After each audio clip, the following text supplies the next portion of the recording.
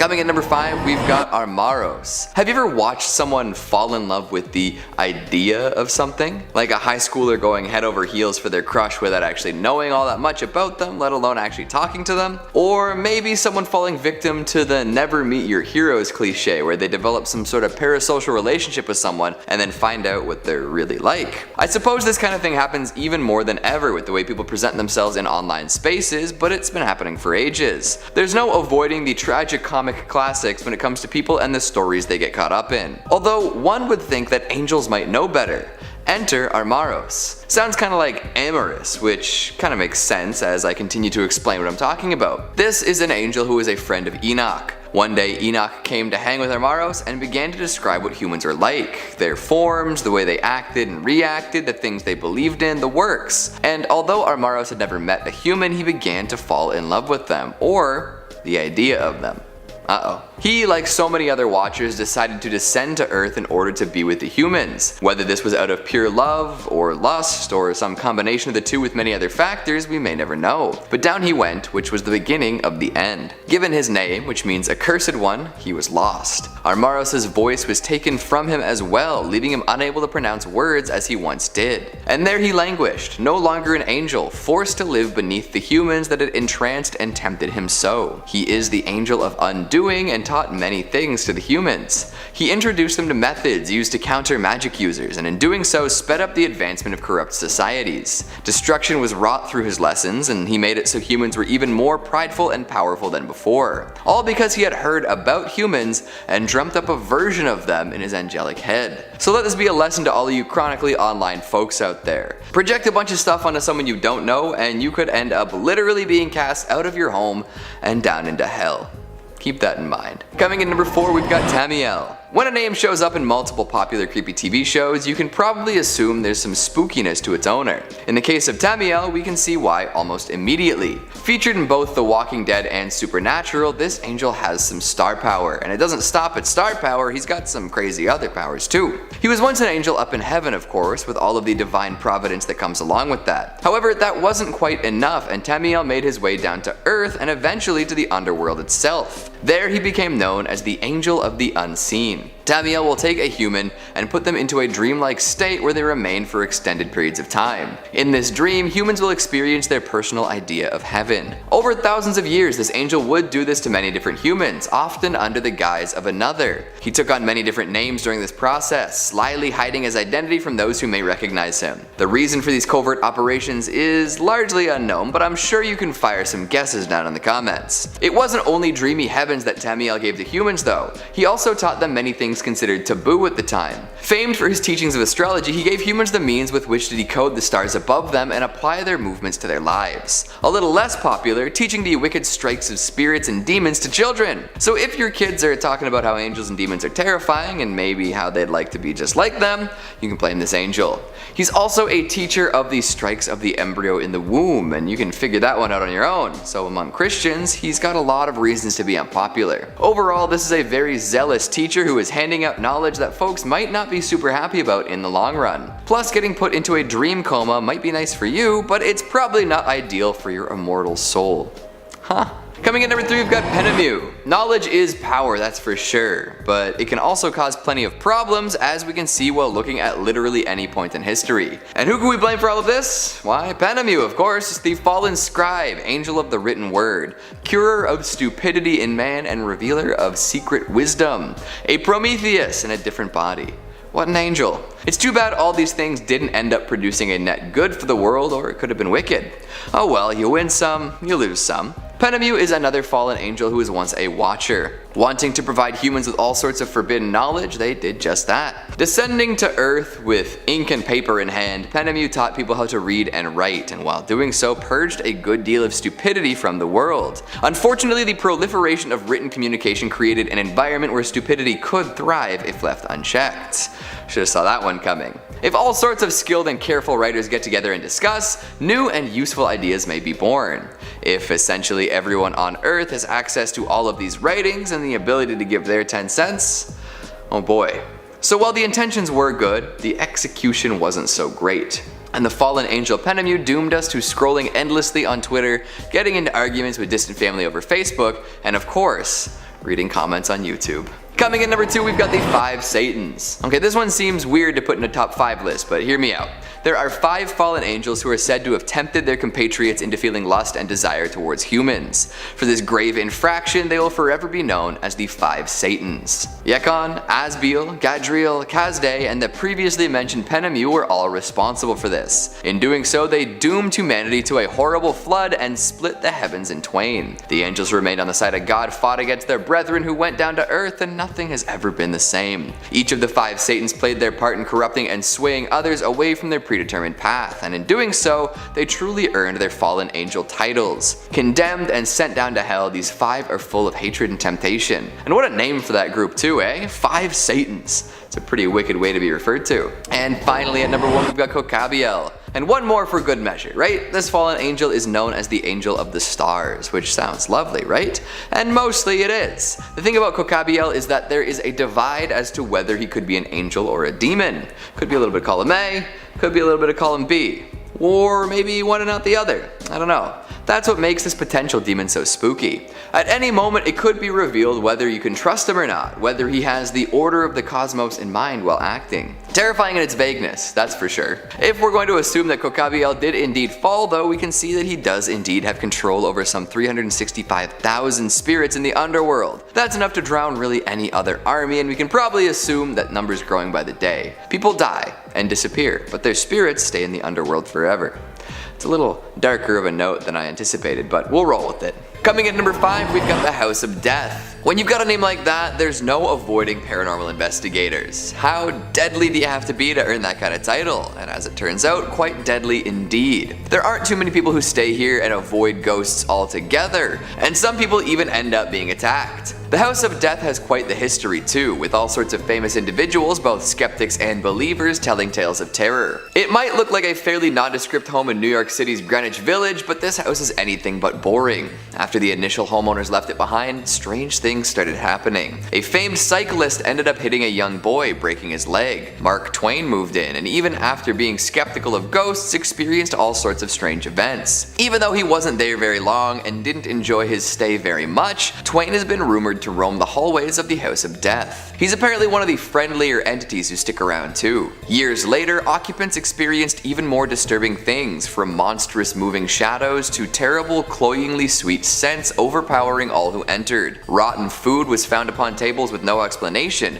and freezing cold temperatures in extremely specific places were found. It got to the point where they had to bring in a paranormal investigator who did indeed confirm that more than 20 spirits were inhabiting the House of Death. Not all of them were friendly either. Another author moved into the house, completed a manuscript, and then died under mysterious circumstances. A family moved in after that, and after a wild bender, the father murdered his daughter in a vicious attack. So even though the paranormal investigator had come through and confirmed there were indeed presences in the house, nothing was really done about it. Had the Warrens attempted an investigation, who knows what could have happened. Although the duo found themselves under a fair deal of scrutiny in relation to their investigations. Skeptics claimed and still claim that they were frauds, so it is possible that their visit would have simply sold a few more books. Regardless of the efficacy of the visit, the Warrens would have brought more attention to the house and possibly discovered more about the ghosts and demons supposedly living within. Coming at number 4, we've got Robert the Doll. Why not add another doll to the Warrens' long list of paranormal investigations? I think having Robert in the same room as Annabelle would result in some fascinating happenings. Even if nobody witnessed them in person, the stories would be legendary beyond compare. Imagine a crossover movie with both famous playthings somehow duking it out. The possibilities are endless.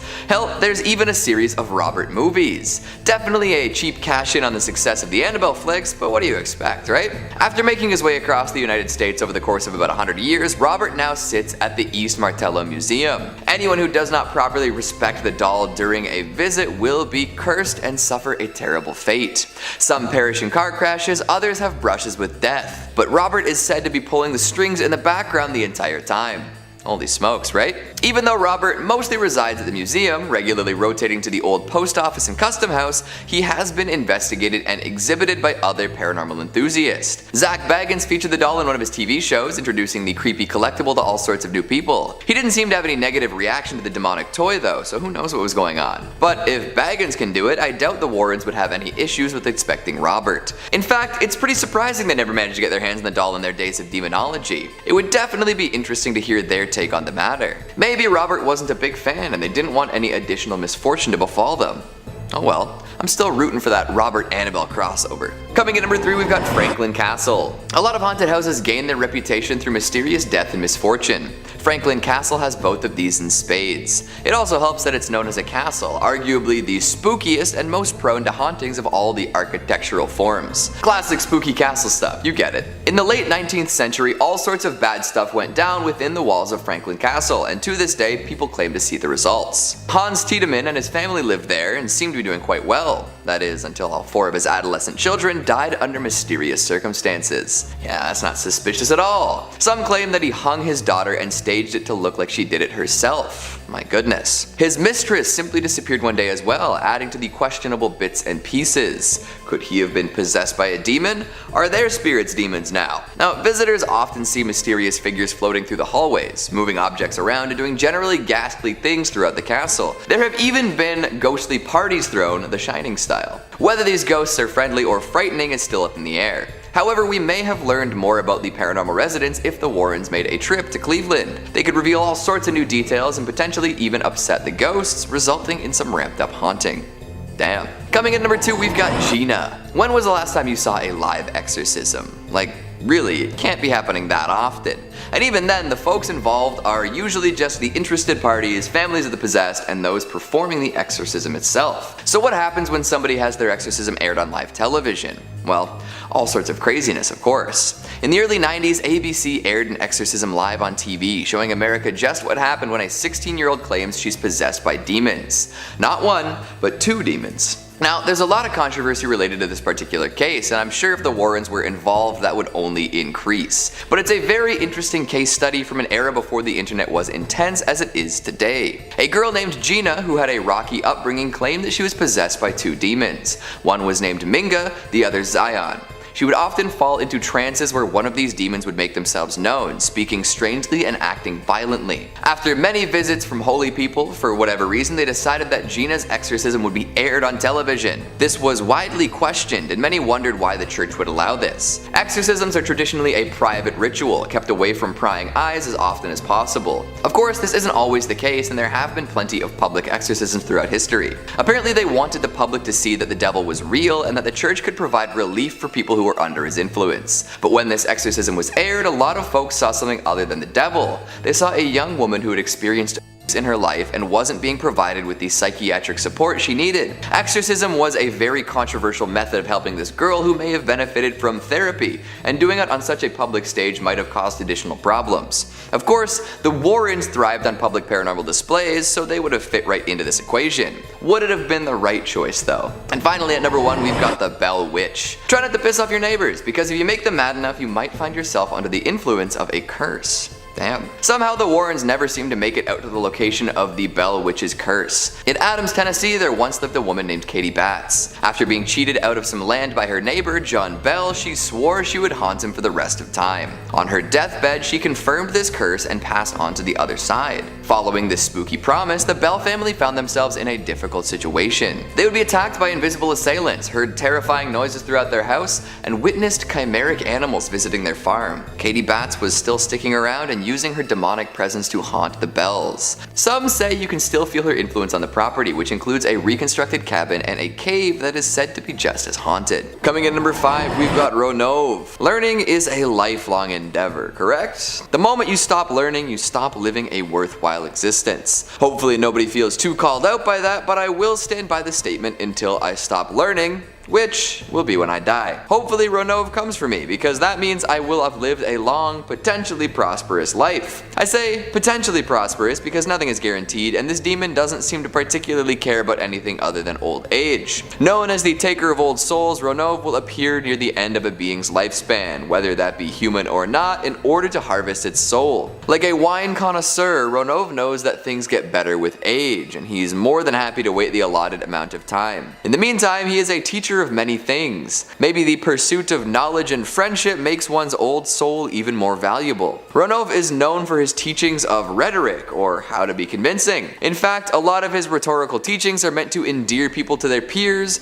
win over potential pals, partners, and people in general. This could be to help Ronov eventually find even more old souls to harvest, but can you blame him? It's kinda like a modern day social media pyramid scheme boss babe scenario, you know? Teaching folks how to influence other folks in order to bring all sorts of organized profit for the person at the very top. But you're running your own business, Ronov! Now, you might not think that someone coming to collect the old souls of old creatures is such a bad thing. However, if a soul goes with Ronov, it's definitely not going anywhere else. So folks who dreamed of a beautiful afterlife in somewhere heavenly might find themselves disappointed, if not totally distressed, with the afterlife Ronov has to offer. Plus, the dude's hideous, like mad ugly, even for a demon. People describe him as a hideous monster with a balding, upsetting human face. He's got a monkey's tail and walks around in the nude carrying a gnarled old staff.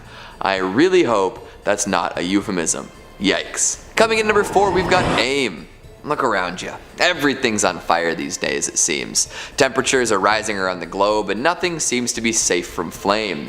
Forest fires are to be expected, although these are more common and destructive than ever. Thanks baby gender reveal parties. Definitely worth it. But the overuse of blue and pink fireworks in heavily wooded areas isn't the only thing contributing to these massive pyres. Sure, forests are on fire, but those are made of wood, famous for its flammable properties. How about the ocean though? Should that really be catching fire? Now, we can look at all sorts of contributing factors here and come away with a list of things adding to the flammability of our world. Burning fossil fuels, weapons manufacturing, the exploitation of delicate natural resources, and more. But what if we could blame a demon for all these big fires? Wouldn't that take the blame and pressure off for a little bit? If you think that's true, then I have a demon for you. AIM, Great Duke of Hell, commander of 20 demonic legions, all around jerk. Classic. AIM is known for his love of fire, and he doesn't ever seem to stop igniting them. Depicted as a man in most accounts, he's got a good head on his shoulders. A good few heads actually, as in addition to his human head in the middle, there's a serpent head and a cat head. He rides around on an enormous viper wielding a firebrand at all times, and with that ever-burning torch, he ignites all of those insane fires. Most of what he burns can be considered great places. He's been responsible for the incineration of enormous castles, bustling cities, and other assorted buildings and locations. And of course, this can be spread to other problem areas like forests, the ocean, and all of Australia. So put away your charity money, forget about living a greener life, and don't bother lobbying major corporations and governments to cool it with the environmental destruction. Just blame AIM, the demon from hell, for all this fire and smoke. Isn't that just so much easier? Coming at number 3, we've got Mephistopheles, the meddling middleman demon. Mephistopheles will gladly take your soul for a luxurious price. Enjoy all the things you've imagined yourself enjoying as long as the devil has your essence at the end of the day. Sounds pretty nice, right? Well, Faust might disagree with you. Mephistopheles is a demon of German origin, famously originating in the demonic deal-making legend of Faustian fame. If you're willing to sacrifice your values for material gain, you might run into Mephistopheles. In the original legend, Faust is dissatisfied with his life and after attempting to end it himself makes a deal with the devil. In this deal, Mephistopheles will serve Faust for a set amount of time, and at the end Faust will be handed over to the devil for an eternity of servitude. This demon helps Faust seduce a beautiful young girl, often named Gretchen, resulting in her life falling to ruin. How the tale ends is widely contested, as many different versions of the story have been told. However, through Mephistopheles' help, Faust often commits to a life of sin, unable to make up for the evil deeds he's done. In one of the most famous tellings of Faust, penned by Johann Wolfgang von Goethe, Faust does make it to heaven in the end thanks to his endless striving. This makes Mephistopheles quite mad, but what can you do? Of course, this demon has also been reimagined in many ways, becoming a stock demonic character in folklore and even being made into an enemy of Silver Surfer and Johnny Blaze as Mephisto. There's no avoiding the influence of this particular demon, and as a human with desires, you've probably had a few brushes with him over the years. Coming in number 2, we've got Baal. Some demons are especially hideous. Baal knows this fact quite well, as he is one of the most despicable looking. Appearing as a combination of cat, toad, and man, often a weird blobby mix of all of them with spider legs underneath, this is a weird looking dude. Sorry Baal, but it's true. Somehow, this hideous creature seems to be able to teach people concepts related to science and love. The first one, I sorta get.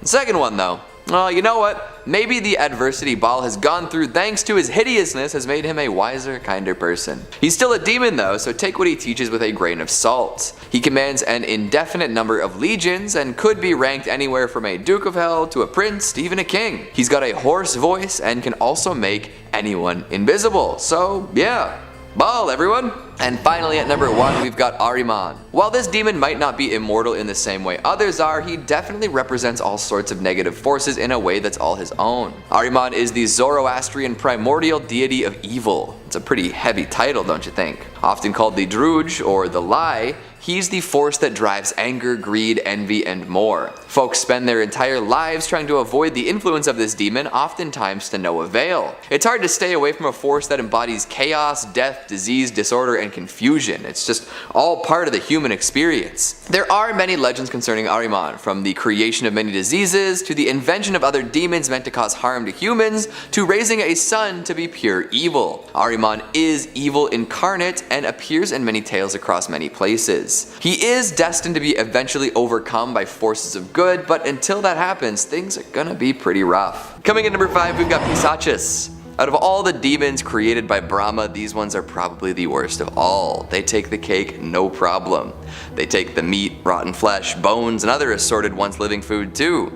Pisachus love to eat, and they will stop at nothing to get a meal. Their preferred food is human flesh, though it doesn't seem to matter if it's alive, dead, or even fresh. As long as they get to eat people, they're happy. Knowing this, most folks would do well to stay as far away as possible from these things.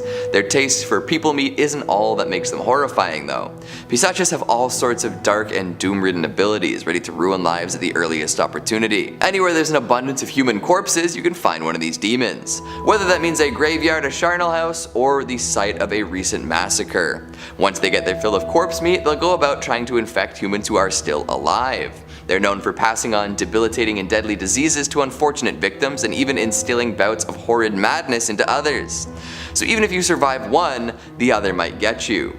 The madness only serves to double down on their goals, as folks who lose their minds will often attack fellow humans. And attacks by madmen aren't often clean cut either. Pisachus love to haunt areas in which violent deaths occurred, making this a bit of a self-fulfilling prophecy. The more deaths, the more Pisachus. The more Pisachus, the more disease and madness, the more deaths. And so on, and so on, and so on. Forests in India are said to be flush with these demons too, so watch out. People seem to think that carrying a piece of very pure iron helps in warding them off, so give it a try if you've got some hiking to do. Alternatively, you can carry around the leaves of a neem tree, as this seems to do the trick as well. The folks who have to be the most careful are pregnant women, as Pisachus love to eat their flesh, a little mother-offspring combo. Yeesh. Coming at number 4, we've got the Cauchemar. My French is a little rusty, so hopefully I'm pronouncing this correctly. If not, let me know in the comments. Regardless of how I say this demon's name, it is unpleasant and horrifying. This French name for a European demon is found in many different stories, usually referring to a leaping, jumping, sleep-eating beast. The idea of a sleep paralysis demon is pervasive, with many different iterations appearing across all sorts of different cultures. This one in particular is extra nasty though. Most sleep paralysis demons will simply sit upon your chest, rendering you immobile and terrified. The Cauchemar will jump right onto your ribs, causing quite the jolt and possibly even some pain. From there, it reverts back to classic sleep paralysis demon behavior, complete with night terrors and the everlasting feeling of being able to do nothing about your predicament. It's not a good way to spend your night. See, this is why I don't sleep on my back. If my face is in the pillow, this demon can't hurt me, or so I think. The Cauchemar will often return many times during the night over the course of many weeks. This can result in folks losing a whole lot of beauty rest, slowly losing energy, and becoming permanently fatigued. As time goes on, people targeted by the Cauchemar will also start to refuse to sleep, staying up for days at a time. This, as we all know, is a recipe for disaster. Not sleeping for extended periods of time will make folks irritable, irrational, and possibly even cause hallucinations. Hell, in the case of people harboring sand demons, they might even become a merciless killer with no regard for human life. There are ways to counteract this though, like putting shoes beside your bed facing out, or in more extreme cases, placing iron nails inside of your mattress. The Princess and the Pea, this is not. Has anyone ever slept on a bed of nails? I personally have laid down upon one at Science North, but that was for about 10 seconds and they retracted the nails before I got up. Maybe it is worth it to avoid being visited by this terrible creature. Coming in at number 3, we've got the Langsweer. As is the case with many Malaysian demons, this one is inextricably linked to childbirth. The Langsweer in particular is a demon born of spirits who died during childbirth. Some demons will seek out newborns, others will attack still pregnant women. If the spirit who died transforms into a demon, it will grow a very particular set of new features. Langsweer are known for their floor-length dark hair, long talons, and the ability to fly. Kinda like a harpy, but much more objectively awful. They spend most of their time flying around stealing fish from the nets of fishermen. Their long talons and flying capabilities make this an easy task. It robs food and money from the fishermen in the community, but at least it keeps them satiated most of the time. If a Langsweer decides it's had enough of fish, it might go off in search of an infant. Their absolute favorite food is newborn blood. It's like gourmet dining to them. Often the Langsweer will change form to get an infant, whether that means impersonating a nurse, midwife, or other human presence who can get close to a baby. If you ever suspect someone might be a Langsweer, look for a hole in the back of their neck. That's a sure sign the demon is looking for blood. Thankfully, this hole is also how you can kill the creature. Taking their talons and hair and pushing them into the hole can kill one of these monsters in an instant. Coming in at number 2, we've got Nidhogg. I won't judge if your first experience with Nidhogg was that hilarious fencing video game. To be totally honest, it was mine too. However, purge those happy thoughts from your head because this demon is nothing to be trifled with.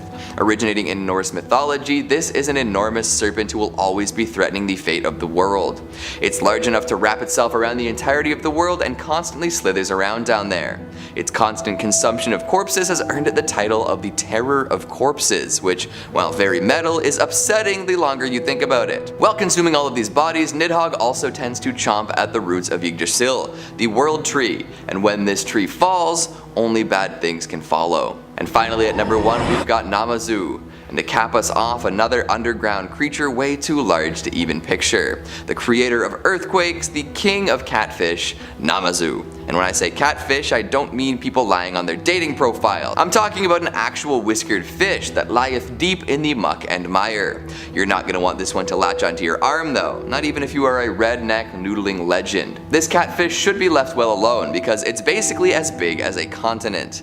Powerful enough to be the source of all earthquakes too. In Japanese lore, the Namazu lies in rest under their country. However, if it ever becomes angry, it will begin to thrash around, and you can guess what happens next.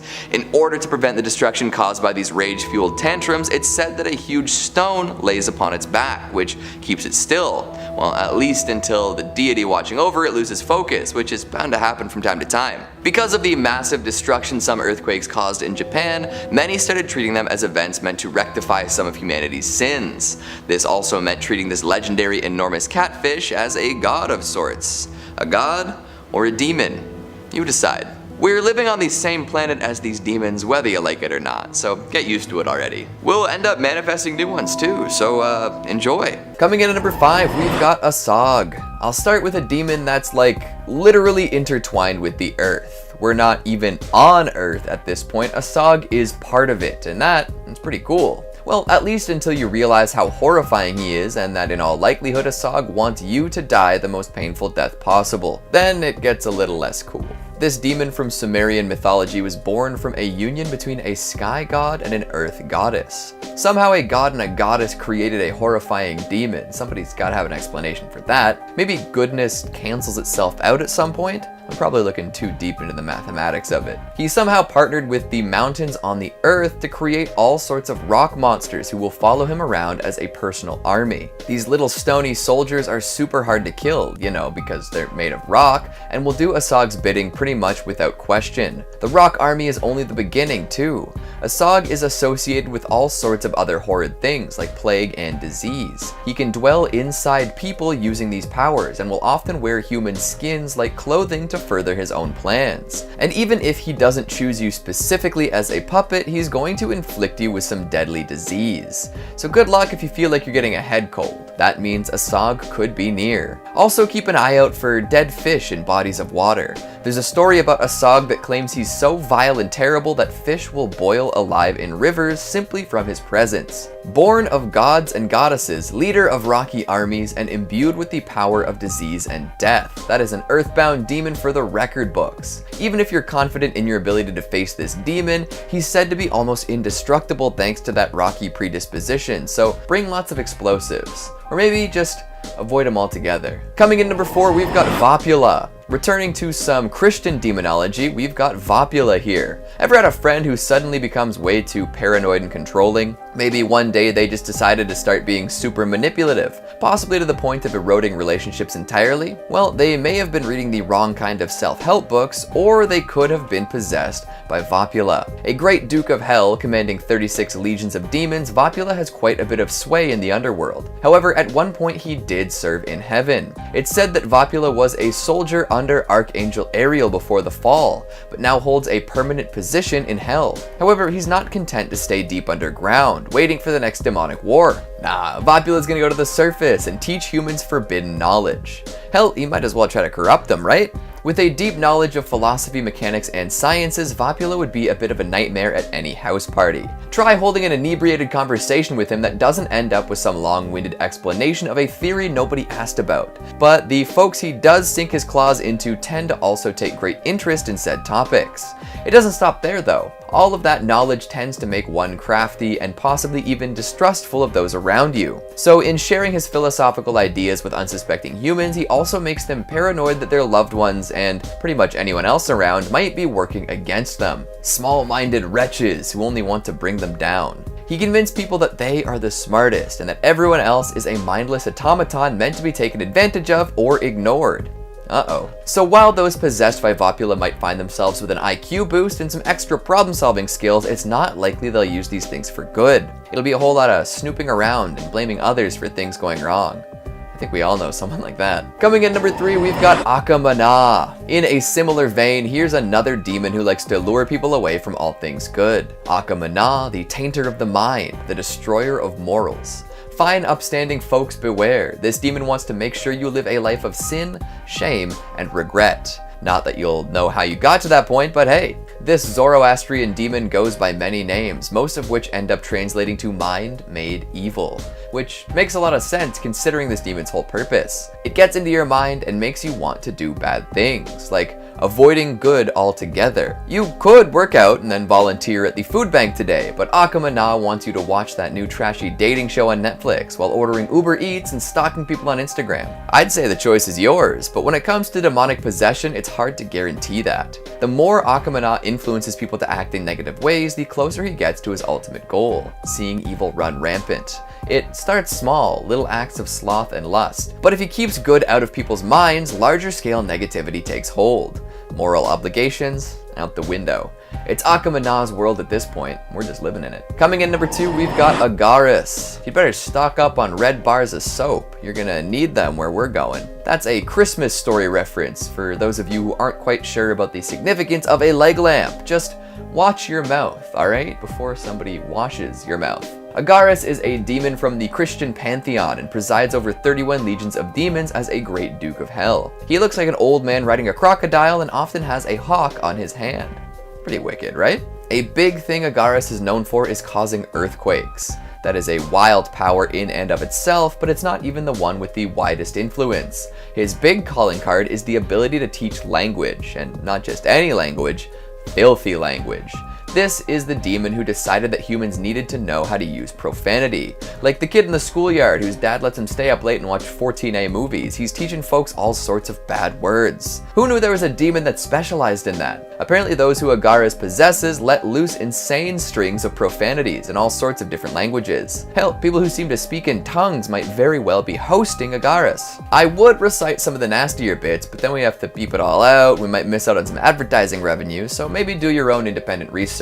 Just don't be bringing that filth into the comments section. I'll find you, red bar of soap in hand, and you will not like what happens next. And finally, at number 1, we've got Lamashtu. Who's hungry? Maybe that's in bad taste, but I'm gonna say it anyway. Lamashtu is found throughout Sumerian and Mesopotamian legends and tends to scare the absolute pants off of people. There's not much that Lamashtu doesn't get up to. Like, if Lamashtu wrote a book about demonic activities, it'd be a bestseller amongst aspiring Hellions. It could even be a cookbook, and it might make it to be one of Heather's picks. So I keep making references to food. Lamashtu kills crops, causes terrible weather, poisons the water supply, gives people nightmares to last entire lifetimes, the works. But she also harasses pregnant women throughout their pregnancies and then steals their babies to drink their blood and chew on their bones. Yum yum, right? All that sounds pretty bad. In fact, it's said that things got so bad that people started summoning Pazuzu to deal with Lamashtu. And it's not like Pazuzu was coming to defend the women or anything. No, it's just that Lamashtu and Pazuzu hated each other so much that if they were in the same town at the same time, it was on sight.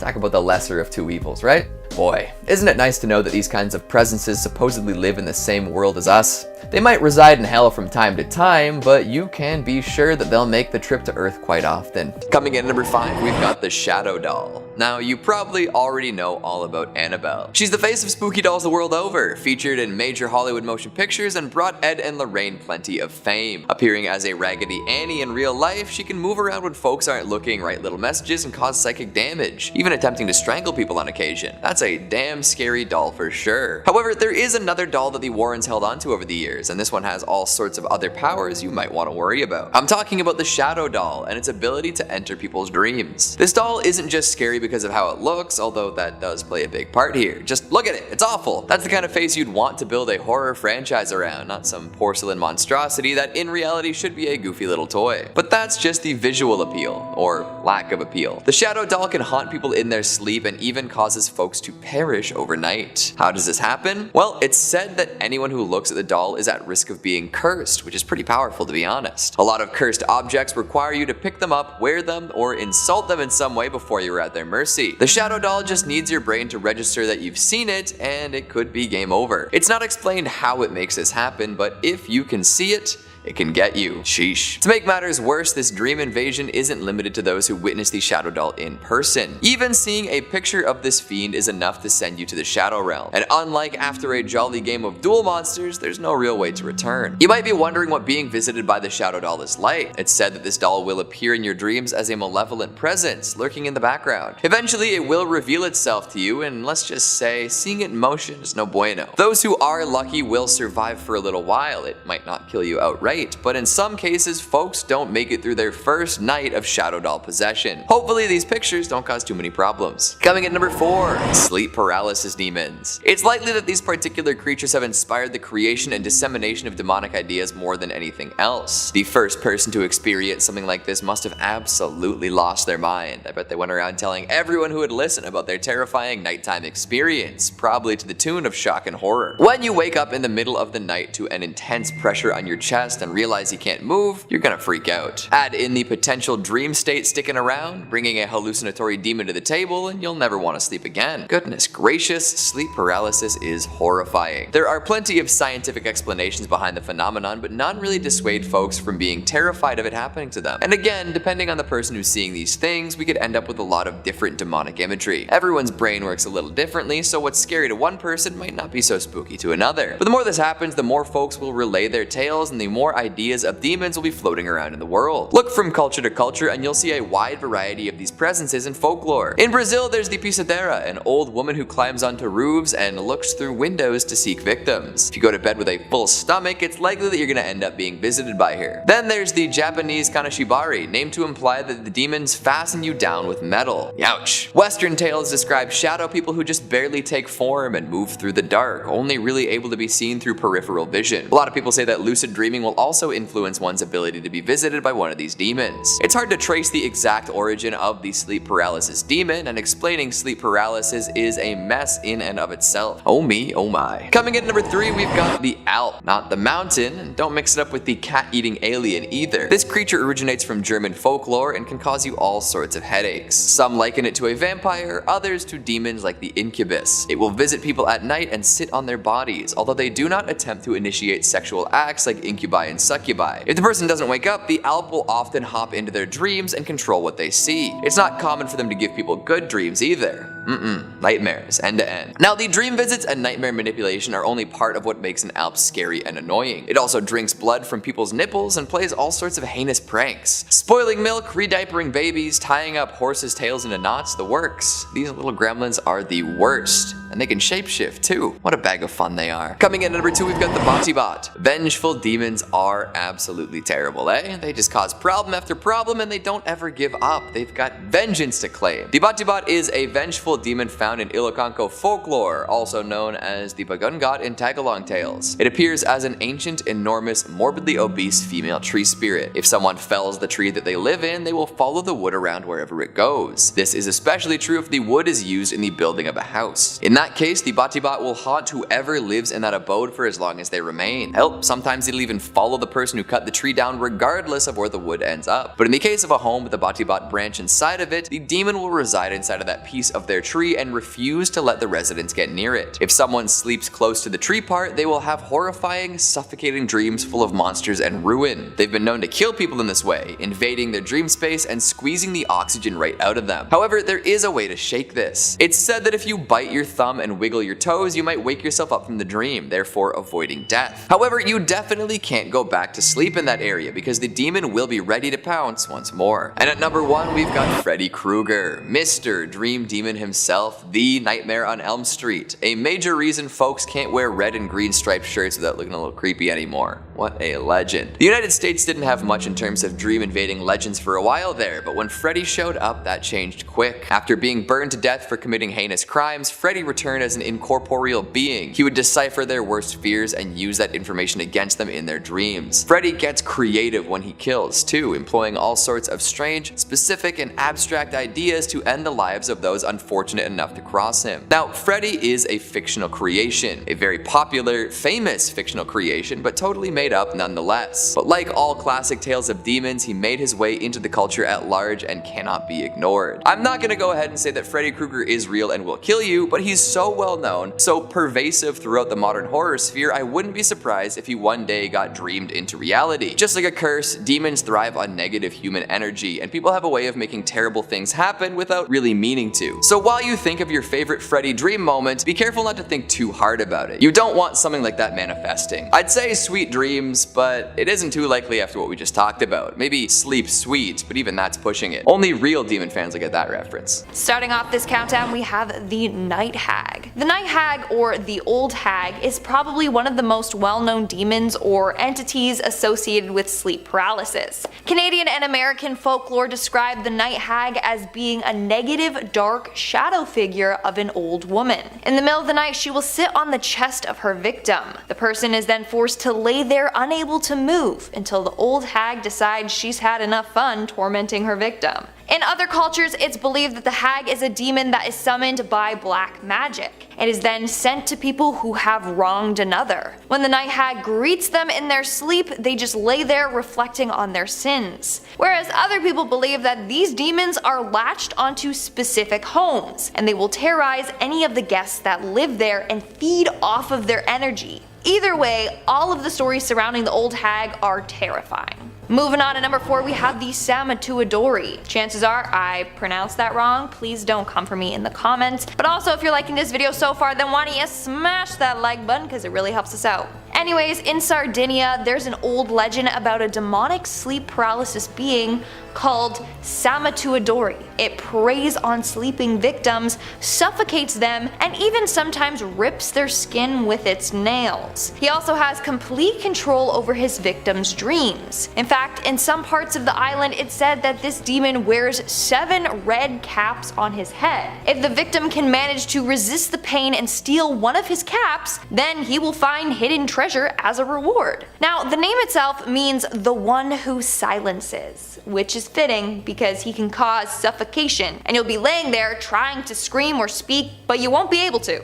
In our third spot, we have Batty Bat. In Tagalog, batibat is described as being a huge old fat woman that lives in trees. When her tree is cut down and used in the construction of houses, the homeowners will then be haunted by this demon. They will attack when you're sleeping and sit on the person's chest until they suffocate. In fact, this demon has been blamed for sudden arrhythmic death syndrome, basically a sudden unexpected death in adolescents and adults during their sleep. So if someone did sadly pass away in their sleep, they thought that the demon had gotten to them and suffocated them. Now, it's believed that in order to ward off the batibat, you need to bite your own thumb or wiggle your own toes. This will wake you up from the nightmare that was induced by this demon. Now, if you've watched The Chilling Adventures of Sabrina on Netflix, chances are you've seen that weird messed up dream episode. You know, where the demon goes around giving everyone those terrifying dreams that they're stuck in and can't wake up from? Yeah, that demon was Batibat,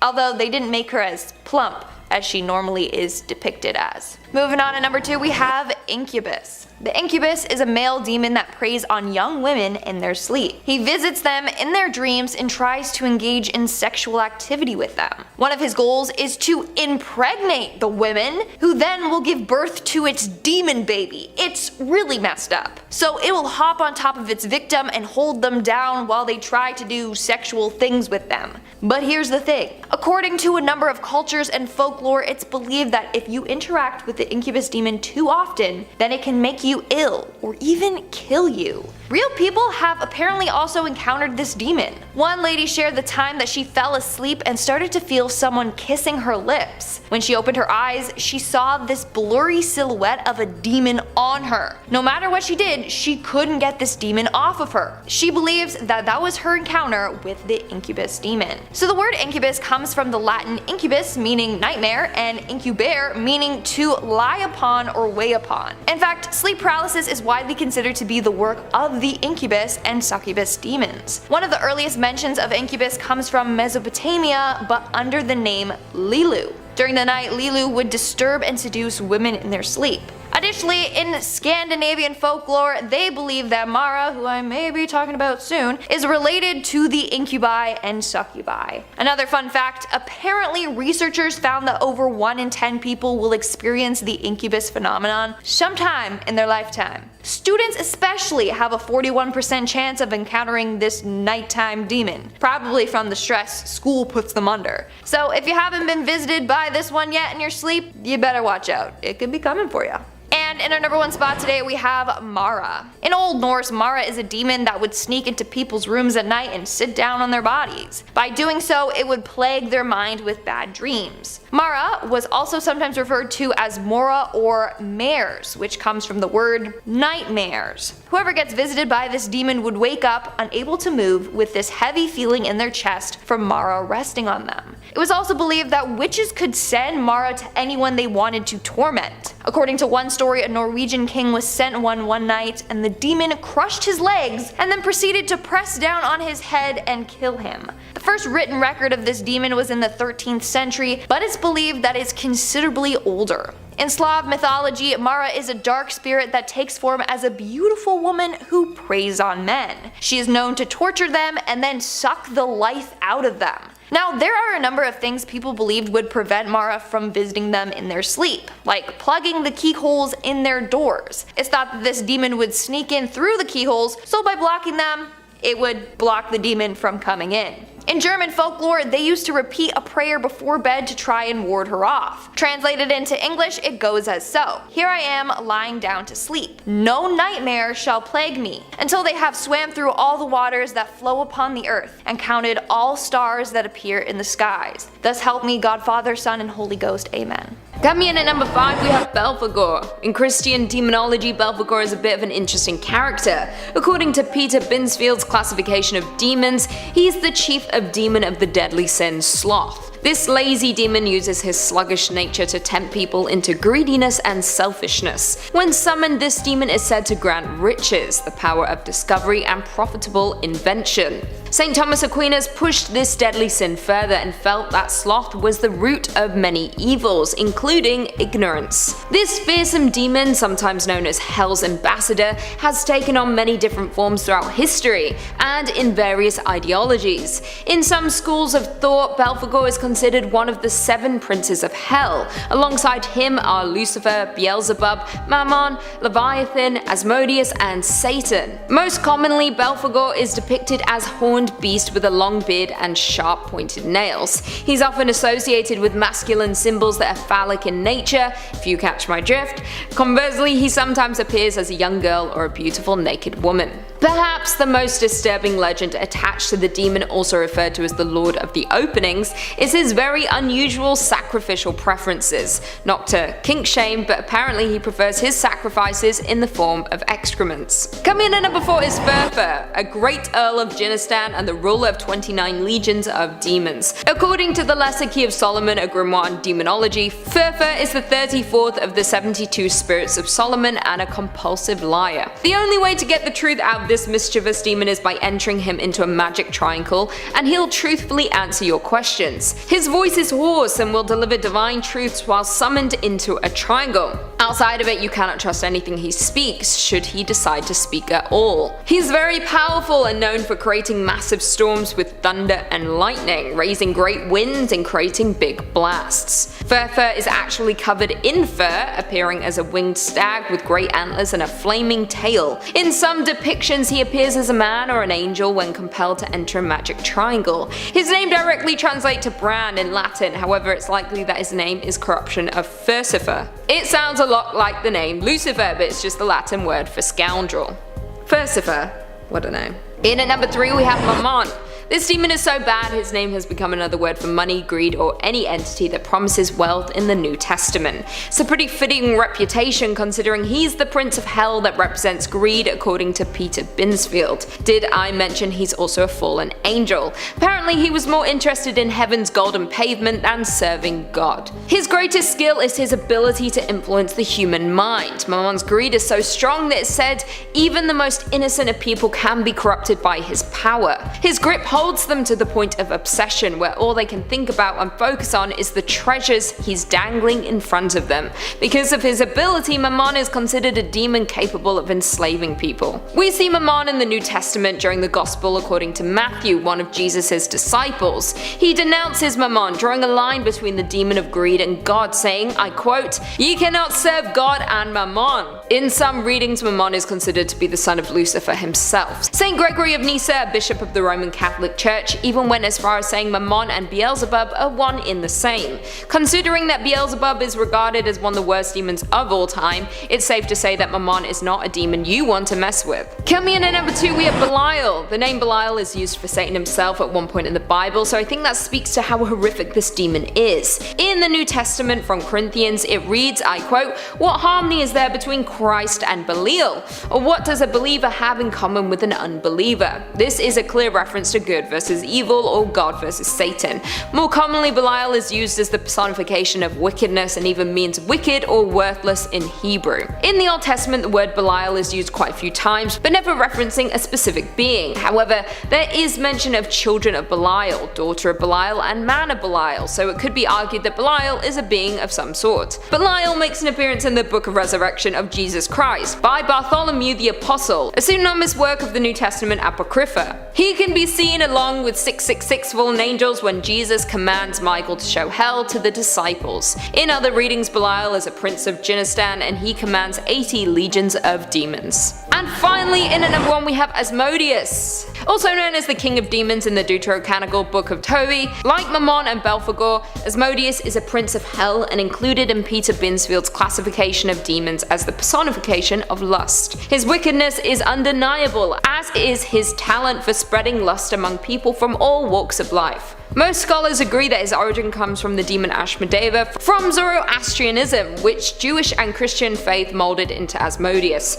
We also see this sexual deviant in the Talmud and Testament of Solomon doing what he does best, lusting after Solomon's beautiful wives. In a fit of rage, Asmodeus threw Solomon 400 miles into the desert and took his place as king until he was eventually driven driven out. In the Dictionary Infernal by Colin de Plancy, Asmodeus is depicted as quite the monstrosity despite his honour of representing lust. He sports 3 equally nasty heads, one of a sheep, one of a bull, and one of a ghastly man. His human head certainly leaves something to be desired, being shown with jagged teeth, a hooked nose, and a fire-breathing mouth. Below the belt is just as strange. He has rooster-like legs and a scaly tail of a serpent. His trusty seed follows suit, showing as a line with the neck and wings of a dragon. Coming in at number 5 we have Abaddon. The Old Testament is kind of like the dark side of the Bible. It's filled with stories of death, destruction, and more death. Abaddon, also known as the Destroyer and Angel of Abyss, is one of the characters in the good book that is not so good. Remember in the book of Revelations when God destroys most of the earth and its inhabitants? Well, Abaddon is a key player in the brutal event that left the world in shreds. According to the story, 7 trumpets sounded to mark each step of the apocalypse. The first 4 attacked the earth, water, and skies, killing a third of the planet's wildlife, vegetation, fresh water, oceans, and light. This indirectly caused the death of many people, but it wasn't until Abaddon was unleashed that God struck humans directly. As the 5th trumpet sounded, a star fell from the sky, opening a bottomless pit in Earth's crust. Smoke funneled out of the dark abyss, and out came a horde of mutant locusts, commanded by Abaddon to inflict intense pain to the people of Earth. Equipped with a scorpion tail, these little monstrosities set out to torture humans for 5 months, but not to kill them. That would have been too humane, I suppose. Coming in at number 4 we have Legion. Perhaps the most haunting story in the New Testament is that of Legion. He lived among the dead deep within the tombs, appearing not much more alive than a corpse. At night the townspeople would hear his screams and avoid the man said to be possessed by the unclean spirits, also known as demons. No longer could they control him, he kept breaking loose from the chains that bound him at his wrists and ankles. Night and day he wandered the wild while cutting his own flesh with sharp stones and shrieking in agony. One day while traveling along the lake to the region of the Gerasenes, Jesus gets out of his boat and is abrasively approached by the man of no name. Dropping to his knees before him, the man begs Jesus not to torture him, for the Lord had commanded the evil spirits to emerge. Jesus then asked, "What is your name?" to which the possessed man replied, "My name is Legion, for we are many." Fearing that they would be cast away into the abyss, the many demons that possessed the man asked to be sent along the pigs in the nearby hillside. Jesus granted the demons permission, and off they went to the thousands of pigs. Now possessed by the evil spirits, the herd plunged to their death and were drowned in the lake below. This man was finally free from the legion of demons. Coming in at number 3 is Berith or Baal-Berith. In Christian demonology, this demon is considered the chief secretary of the underworld or Great Duke of Hell. This high-ranking official is often seen as the same as Beelzebub in some theories, but in this context they're not to be confused. His name apparently means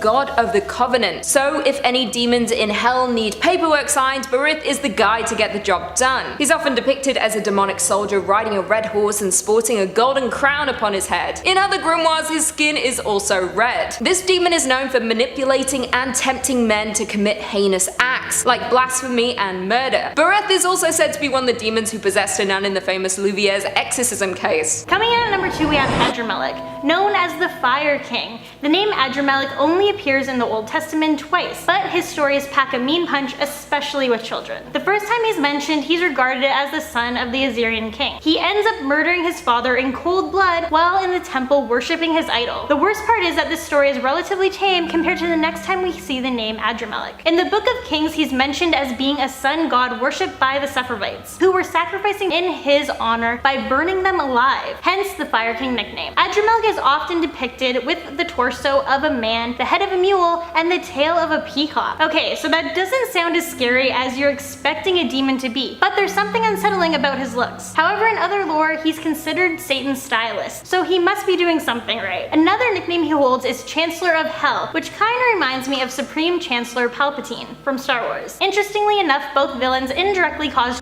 children to be killed. Adramelech with the children sacrificed in his honor, and manipulated Anakin with the younglings, but I digress. In Robert Silverberg's short story Basilisk, he's described as guile and mischief than Satan. In the number 1 spot is none other than Beelzebub. If you've ever heard the song Bohemian Rhapsody, then you've heard the name Beelzebub. I won't sing it again for you, I sang it in a previous video. I won't do it again. He's considered one of the big wigs in the fiery pits of hell and is sometimes an alternative name for the devil himself in Christianity. Beelzebub is one of the most powerful demons. In the Gospel, according to Mark, the Pharisees disparagingly accused Jesus of exorcising demons by the power of Beelzebub, and even refers to Beelz as Prince of Devils. He's also considered one of the 7 princes of hell by German bishop and theologian Peter Binsfeld. In 1589, Binsfeld paired each of the deadly sins with a demon, ranking them the highest authority in hell. Beelzebub has the honor of representing gluttony. Lord of the Flies is another name for this terrifying demon, given he's the leader of the Order of the Fly. He's often depicted as an actual fly or a grotesque creature with massive wings. It is said that Beelzebub was a prominent figure in the Salem witch trials. You know, the mass witch hysteria towards the end of the 17th century that had more than 200 people accused of witchcraft, and led to the slaying of 19 people. Yeah, well, Beelzebub was blamed for corrupting said people and turning them on a path to Satan. Well,